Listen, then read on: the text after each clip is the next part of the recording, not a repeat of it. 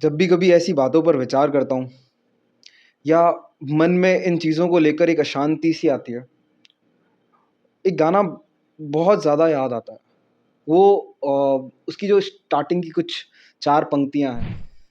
ये जिस्म है तो क्या, ये रूह का लिबास है, ये दर्द है तो क्या, ये इश्क की तलाश है, फना किया मुझे ये चाहने की आस ने, तरा तरा शिकस्त ही हुआ। आहा, हा, हा, हा।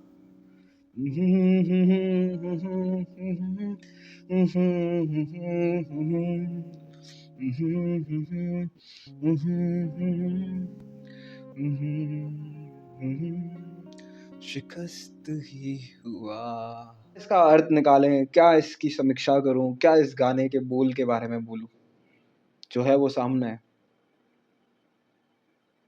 और अधिकांश इस तरीके के गाने, मैं किसी भेदभाव के भाव को रखकर ये बात नहीं कह रहा हूँ, अधिकांश इस तरीके के गाने जो लिखे गए हैं वो किसी मर्द ने ही लिखे हैं। मेन।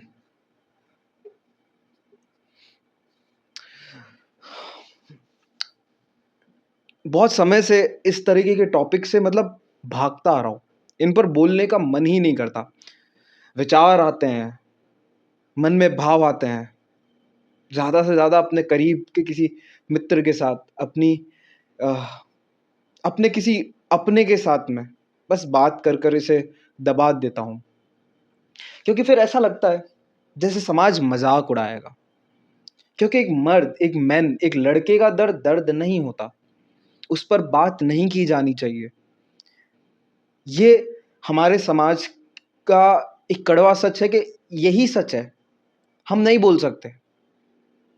हम अन्याय को अन्याय भी नहीं बोल सकते, हम अपने लिए न्याय भी नहीं मांग सकते। आज जब मैं ऐसी क्लिप देख रहा हूँ ये इंस्टाग्राम के ऊपर, देखिए आप लोग भी। Why is the name man-made? Why can't it be people-made? Where do you see that? In social studies it says man-made or natural. Why it's man-made? Why can't it be people-made? And why is it not human-made? Because aren't women building the Eiffel Tower or something? Yeah, that's a good question. Why? And here, Ibrahim, the question is, All men and all who was men. saying that? Abraham Lincoln. Mm-hmm. Like and all women. No, the full white chair, no, but All men are created equal. Why aren't women created equal too? yes. Why did he say?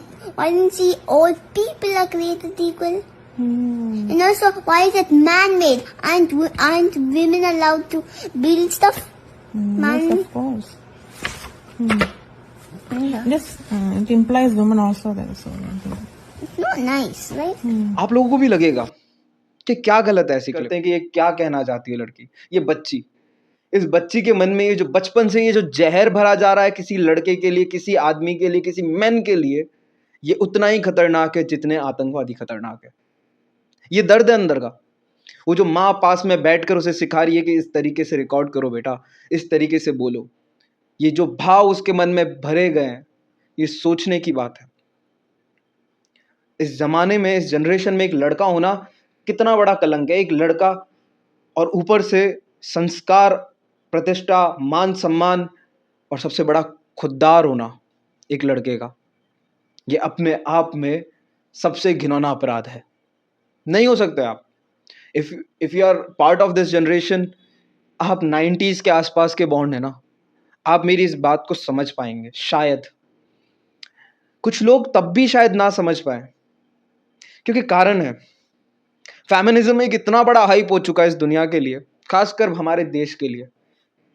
मर्द के लिए तो ये crime हो चुका है हमारे साथ। मतलब अगर मैं बात करूं एक आदमी के मरने की, तो वो रोज मरता है बेचारा।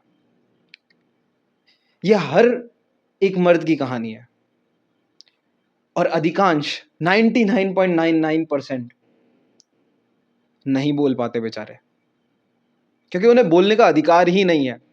अगर वो बोलने का प्रयास भी करते हैं तो उन्हें लगता है कि कहीं ना कहीं ये समाज उनका मजाक उड़ाएगा। और भद्दे भद्दे कमेंट से वो यूट्यूब के कमेंट सेक्शन भर जाएंगे, वो इंस्टाग्राम की रील के कमेंट सेक्शन भर जाएंगे, जहाँ एक मर्द ही मर्द का मजाक उड़ाता हुआ नजर आएगा, जहाँ लड़कियां बोलेगी ये आ गया देखो जो जिंदगी में कुछ कर नहीं पाया। एक लड़का होना अपने आप में बहुत बड़ी बात है। क्या जस्टिफिकेशन दें हम, क्या अपने आप को प्रूव करें, और कब तक? देश के कानून पर, इस देश की व्यवस्था पर, इस देश के संविधान पर एक मर्द होना अपने आप में अपराध है।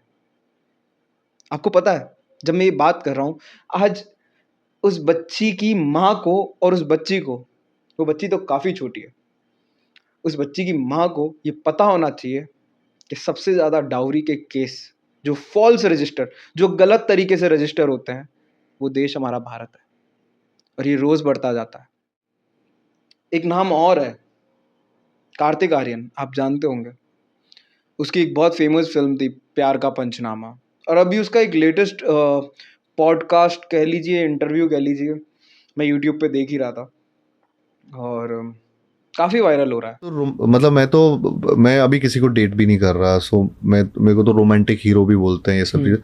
आई have been unlucky in love, so मुझे लगता है कि I have to find the right person for me in my, you know. बात करते हैं तो व्हेन ही स्पीक्स आउट, और उसकी आंखों में वो जो नमी जो होती है उस समय, जब वो कहता है कि इस ज़माने में मैं कहीं पर भी जीत गया हूँगा, सब कुछ हासिल कर लिया, पैसा, नाम, इज्जत, घर बना लिया, महंगी गाड़ियाँ। यार अभी वर्ल्ड कप हुआ है, हार्दिक पांड्या की वाइफ ने किस तरह उसे डिच किया, और हाउ इन अ सेकेंड एक बहुत बड़े अमाउंट की एलिमनी की डिमांड कर ली। अरे यार, डाउरी केस से तो मुझे ये भी याद आया, why do you even want alimony? क्यों चाहिए? For what?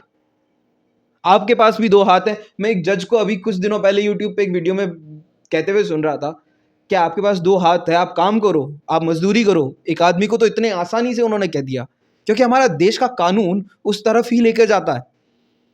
जब वही बात औरत पे आती है तो कोर्ट कहता है गो गिव देम एल्यूमिनी, पैसा दो उसे। मेहनत की कमाई का परिवार टूटता है, समाज से टूटता है, एक लड़का दिल से टूटता है, वो सब कुछ हार कर पैसा कमाता है, उस पैसे का टैक्स भरता है, और उसके बाद में जो उसका प्रॉफिट होता है वो एल्यूमिनी के नाम पर एक औरत मजे से उड़ाती है। समझे ना मजे का मतलब? शी डोंट केयर वो कहां से पैसा लाएगा। हमारा लॉ, दे डोंट केयर हम कहां से पैसा लाएंगे, पर हमें उन्हें देना है उनका घर चलाने के लिए। That also on basis of what grounds?